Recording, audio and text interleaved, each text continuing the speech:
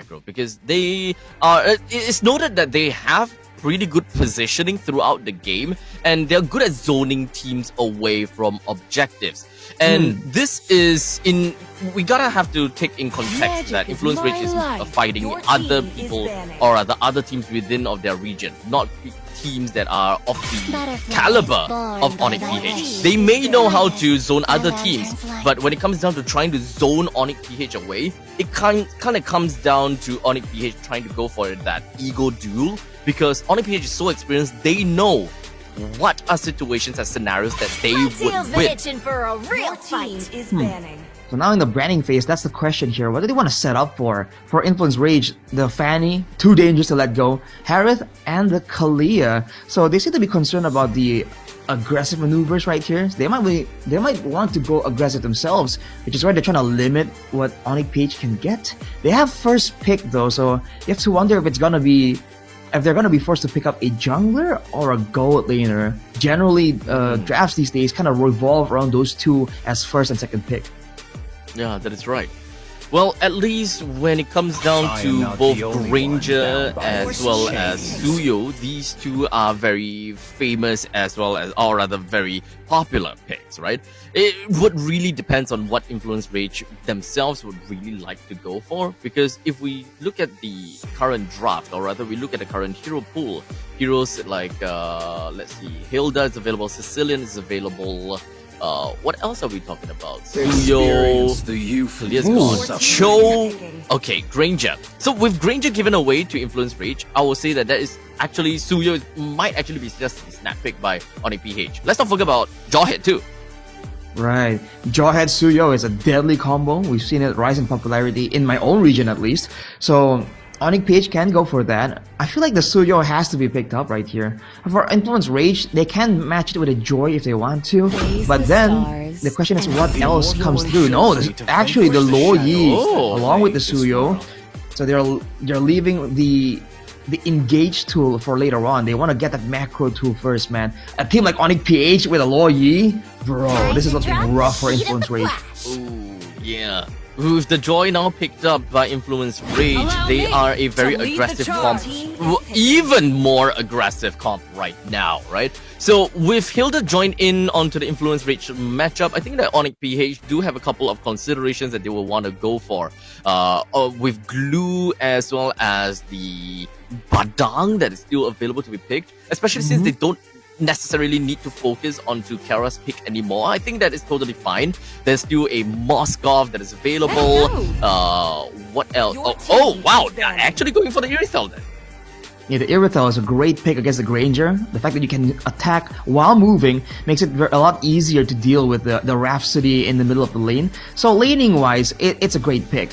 Now, this means that there's a lot of questions up in the air about what's going to be banned out here. The Jawhead is still very much available. Both teams can use it. The Badang as well. But I do wonder, for Onyx PH, if the idea is to try and maybe limit down some of the mid laners, they can kind of stop the initial all-in, right? Maybe some big AoE tools. Because the last thing they want, right, is to go in with a diversion and then just walk into a big AoE spell. That is true. And not to forget, Influence Rage is a very comical team. The moment that the diversion goes into a wrong spot and Influence Rage can just go all ham without too much need to close up the gap, that is definitely going to be scary. So with the Tiger being banned down, I absolutely love that. Jawhead is still a hero that we can still possibly see to be banned out from the side of Onyx PH, just so that they do not give that pick-off potential, especially since having the Granger plus the Hilda actually bolsters the amount of damage that the trio could potentially do, both the with the Granger, Hilda, and the Jawhead. Yeah, I feel like for Onyx PH, the concern is just that big AoE combo, right? I thought it was going to be a mid laner banned away, but it's going to be the Tigreal first, because I guess for Influence Rage, if they can't really get a big AoE engage right now, they don't really have a good engage at all, right? The Hilda won't help in any way or form when they're trying to find a catch, a pick-off as well. And then the Selena here. banned by Onyx PH. I guess that the Abyssal Trap can be a problem when they're rotating around, when they're trying to be undiscovered in the diversion. But it's also a way for Influence Rage to maybe start a pick-off sequence. So it's a great ban here from Onyx PH immediately. For Influence Rage though, the fact that they banned the Edith, I'm thinking that they might be thinking of picking up the Valentina to match the diversion as well. If that's the case, they might want to ban one more hero with like a big ultimate maybe. But no, it's going to be the Jawhead, limiting Onyx PH's pick-off potential. Right, okay, it makes sense. Since Onyx PH is the one that will get these pick-offs on the second phase. So another pick-off roamer from Onyx PH is still works within of Onyx PH's playstyle as well as their current matching. I think it is still pretty okay. I do like the Selena ban, namely because of Chan, right? Chan is the one that we gotta have to look out for, and perhaps he's the star player that was from Malvinas Gaming and Entity 7 that went through many international competitions before with a lot of experience. So going for such bans against Chan makes a lot of sense. And let's not forget, the game that we saw, the Influence Rage play up against Bigatron Alpha, happens to be both the Selena and the Loi. Right. So now that the Khalid as a AoE threat, as a counter-engage potentially, and the Farsa. So a lot of long-range damage. The Granger Farsa is something we've seen a lot as well. You can get nuked out before the fight even begins. But aside from that, they're really only relying on the Raging Sandstorm here for any kind of pick-off or engage. And maybe they're gonna try and rely on the healing, the regeneration of the Hilda and the Khalid. But it does seem like when it comes to where the fight happens and when it happens, Onyx PH will have the say in that matter. So if we are gonna be looking at a Hilda that goes over to the EXP, Onyx PH does have two options, Gatokacha or the Badang, just so that they will be able to go toe-to-toe against Influence Rage. So, okay, so it is gonna be the Gatokacha after all. Gatokacha shouldn't have too big of a problems dealing with the lane priority that Hilda have got for herself inbuilt. Yeah, with the mobility as well, you can match the Hilda's roaming potential too. So it's a pretty good response right there. I thought they were gonna go for something a bit more front heavy technically, but now even if they really chase Influence Rage down, they can cut off their escape path using the Avatar of the Guardian too. So this Gato can actually be used in a multitude of ways, and you can bet that Onyx PH are already getting creative with it. Yep, so with that all said and done, ladies and gentlemen, we are going in to take a look at game number 1 in this series between Onyx PH versus Influence Rage. Whereas Influence Rage, they are one of the underdogs that can beat some of the other underdogs, or rather, for lack of better words, the lower tier, or rather the lower bracket teams, right? Such as YB Game, Papara, Supermassive, and so on and so forth. So Bigatron. honestly, oh my goodness, and Bigatron. Okay, yes. That's exactly it, man. They have good potential for sure, but now look at Brusco here trying to abuse the early game along with Super Prince. Bakito! Oof, barely makes it out. Okay.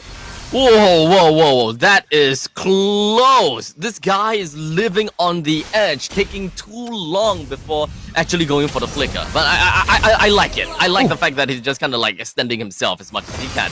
But with that said, Brusco, first person taken down. Onyx PH giving first blood over to Influence Rage, and now King Kong in his own jungle being completely harassed by monsters, Paquito, and followed by Chan perhaps? Brusco is back though, going with Kirk, trying to get Chan out of the picture here. Too much damage, man. Onyx PH with the Loi and Cho, they're trying to abuse it so much, but Influence Rage are just very happy and willing to go for it. But King Kong? No. Okay, King Kong still stays alive. He's gonna be A-okay. Almost there, but Paquito is looking for the opportunity to go on to King Kong, but he doesn't have another spin. As such, Paquito! He goes down over to King Kong. King Kong literally met the Grim Reaper like twice. Just exchange a friendly greeting with the Grim Reaper and says, not today, man. So much calculation, so many moments right here where the players survive with a sliver of HP and all the action is on the top side. In the gold lane, actually, I think Kelra is doing a great job here, but Fury also understanding the matchup, just not willing to push out the lane so far. And this turtle take by Onyx is really fast, but is it too fast?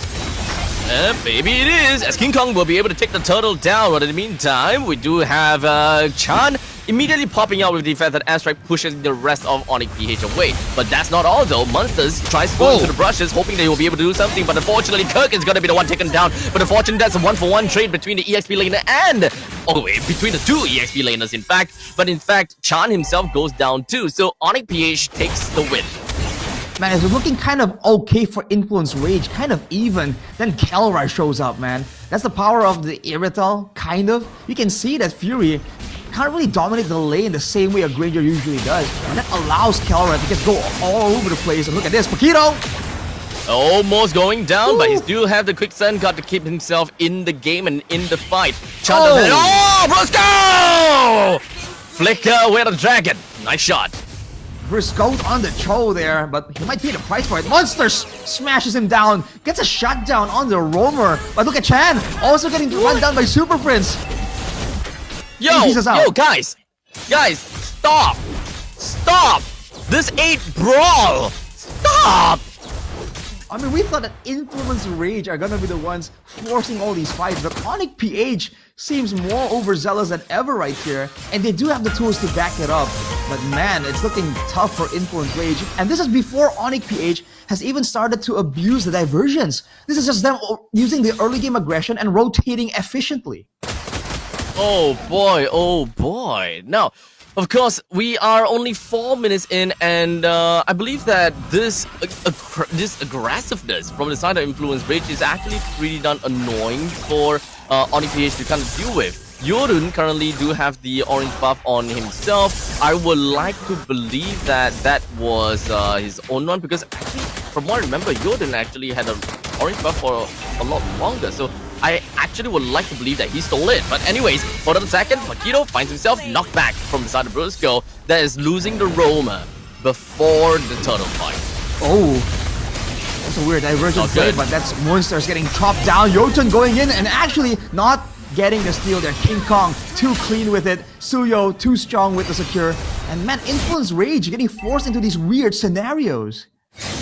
Oh man, this is tough. Now that we are looking at two turtles that's taken down by the side of Onyx PH, despite having a first blood retrieved from Influence Rage. They're definitely happy at a point in time, but unfortunately, like you said, a little bit overzealous, but not only from Onyx PH, but it's Influence Rage themselves. We've got Onyx PH with 5 members that managed to push themselves down to the southern part of the map, and in fact, looking for a little bit of diversion right onto Monsters as King Kong goes for the stun immediately right onto Monsters, brings him down convincingly. Whoa. While all the way down the bottom, Fury takes the kill down on the Kelra. Doesn't have a lot of HP to work with. He better go back home, man. Ooh, look at that respect the Fury. Fury. The flicker. He sees Brusco going in. He knows the flicker is available. Instantly flickers out, man. That is the respect you gotta give to a player like Brusco. Brusco, some would call him. But man, he has been clean all this time, finding all these pickoffs. Even though in theory, Influence Rage has so much sustainability, it should not be easy. But with when and where Brusco is finding these kicks, it's just so good right now. Super Prince gonna turn it around. No, almost Monster's not gonna be taken down that easily though, so he's gonna be A-okay at least for now, I gotta have to say. But regardless, I will say that in 6 minutes in with about like 14 kills, this is kind of crazy if you ask me. With 3,000 gold lead, Onyx PH, they still have a lot of chances and they still have a lot of opportunities to actually go right in with all of the turrets still available. Onyx PH actually is not doing that much macro game. In fact, they are doing a lot of micro. Well, you say that, right? But they're also all ahead in the rotations again and again. And look at this though, Terra getting jumped on, but the team is there. Oh, Fury, first person to be taken down. Monsters join into the fray, but unfortunately, he's not gonna be able to do anything realistically. Onyx PH now moves themselves back. Now that there's no gold laner for the side of Influence Rage, Onyx PH will take this turtle with no problems whatsoever. Hero's trying to find some information, maybe allow Jota to go in. Too early though. Oh, And that is going to be the Raging Sandstorm that's going to be connected. King Kong actually goes down. Super Prince brings down Paquito. Brusco, though, he still got the turtle away from the side of Influence Rage. It's really unfortunate. Jordan, the next one down on the chopping block by Fury as well. Super Prince even flickers for a good measure. The flanking diversion solo by Super Prince came out of nowhere, man. I think Brusco actually got the turtle for Onyx PH right there. And it's not over! Super Prince once again gets jumped on by monsters, but Kirk is in the picture. Yep, Kirk as well as Super Prince, they push themselves down to the bottom lane, at least to kind of put a bit more pressure down to the bottom. There is still some time before the Lord eventually spawns up to the top lane. In fact, 80 seconds until then. And I believe that normally once the first Lord comes out, we will start to expect to see a little bit more macro game plus snowball action. In fact, if you take a look at the item build as well as the gold, you can very convincingly see that Suyo does have quite a lot of gold lead on top of Yodun, but Kiara, not a lot of HP to work with, but Yodun did not have the opportunity to kill. Speaking of the goal difference, man, the highest goal disparity is in the roaming position. Brusco has 7 kills out of the 14 of Onyx PH. This man is a monster. And he's freezing the top side now. Peter's trying to break it, but Brusco just stands there. Why does he even have 7? 7 2s to 4. This guy is no longer, man. At this point, he's Natalia, but 2-man Raging Sandstorm, or was it 1? But at least that didn't do anything for Onyx PH. Kirk pushes 3 members away, while Jordan jumps himself over to Super Prince, doesn't have enough damage to do anything, but King Kong immediately jumps himself forward, but Kiara is just going to be cutting the lanes a little bit and won't be able to get a kill down the Fury. Perhaps the next one is Paquito is going to be the next one onto the chopping block. Onyx PH takes 4 men down, while Onyx PH themselves only lost King Kong. That's what we're talking about. It's not just the macro. It's not just the creative uses of this diversion. Look at these team fights, man. The fact that they're able to force Influence Rage to use everything, and the moment they communicated that that was the case, immediately Kirk goes in for the Avatar of the Guardian. Immediately Kelra goes for the dive and deletes Fury. Influence Rage are powerless to kind of shape up and have a formation against Onyx PH. Every single time they kind of group up and set up for a fight, they have no idea where the players of Onyx PH are gonna come from. And now, to make things kind of worse, I will say, Onyx PH has got such a good map control and even have got that small little pixel brush control. At least Paquito did manage to push Brusco away, and at that point in time, Onyx PH is not available to immediately take out Paquito, because let's be honest, if Onyx PH were anywhere closer to that pixel brush, I'm pretty sure that Paquito would have been dead. Well, King Kong is showing on the bottom side. He had to clear the wave, man. It was a huge wave building up for Influence Rage. But Influence Rage, again, without a signature big reliable engage, they can't do anything. Even though they saw the opportunity 5v4 without King Kong, there's nothing they could do. No one can start the fight for them. It's rough, man.